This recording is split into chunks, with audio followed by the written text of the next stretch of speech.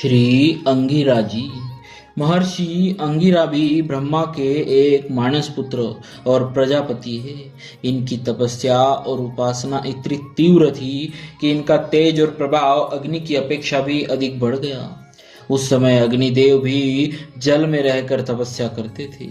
जब उन्होंने देखा कि अंगिरा के तपोबल के सामने मेरी तपस्या और प्रतिष्ठा तुच्छ हो रही है, तब बड़े संताप और ग्लानि के साथ वे महर्षि अंगिरा के पास आए। महर्षि अंगिरा ने उनके विषाद का अनुभव करके कहा, आपके संतप्त होने का कोई कारण नहीं है। आप बड़ी प्रसन्नता के साथ लोगों का कल्याण करें। अग्नि ने गिड़गिड़ाकर कहा, मेरी कीर्ति नष्ट हो रही है।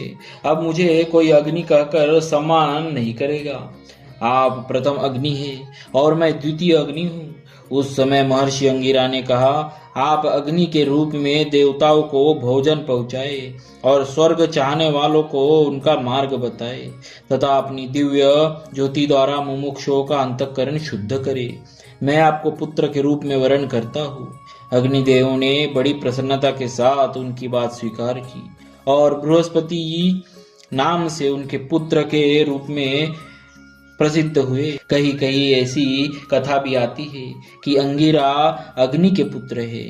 यह बात कल्पभेद में ही बन सकती है। इनकी पत्नी दक्ष प्रजापति की पुत्री स्मृति थी, जिनके अनेकों पुत्र और कन्याएं उत्पन्न हुई। शिव पुराण में ऐसी कथा आती है कि युग युग में भगवान शिव व्यासा अवतार ग्रहण करते हैं। उसमें वराह कल्प में वेदों के विभाजक, पुराणों के प्रदर्शक और ज्ञान मार्ग के उपदेशक अंगिरा ही व्यास थे। वराह कल्प के 9वें द्वापर में महादेव जी ने ऋषभ नाम से अवतार ग्रहण किया था। उस समय उनके पुत्र रूप में महर्षि अंगिरा थे। एक बार भगवान श्री कृष्ण ने व्याघ्रपाद ऋषि के आश्रम पर महर्षि अंगिरा से पाशुपत योग की प्राप्ति के लिए बड़ी दुष्कर तपस्या की थी। इनके पुत्रों में बृहस्पति जैसे ज्ञानी और अनेकों मंत्र दृष्टा थे।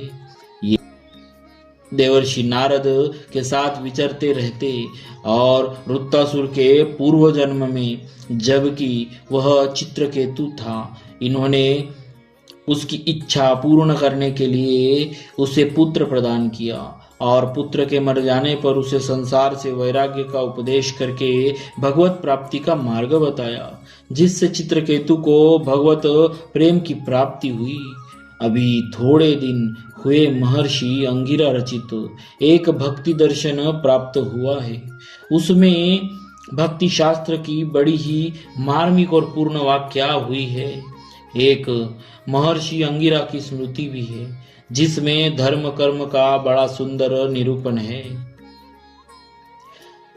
संक्षेप में महर्षि अंगिरा सप्तर्षियों में एक के रूप में जगत का धारण करते हैं तथा ज्ञान भक्ति और कर्म के विस्तार के द्वारा सुप्त जीवों को जागृत करके भगवान की ओर अग्रसर करते हैं।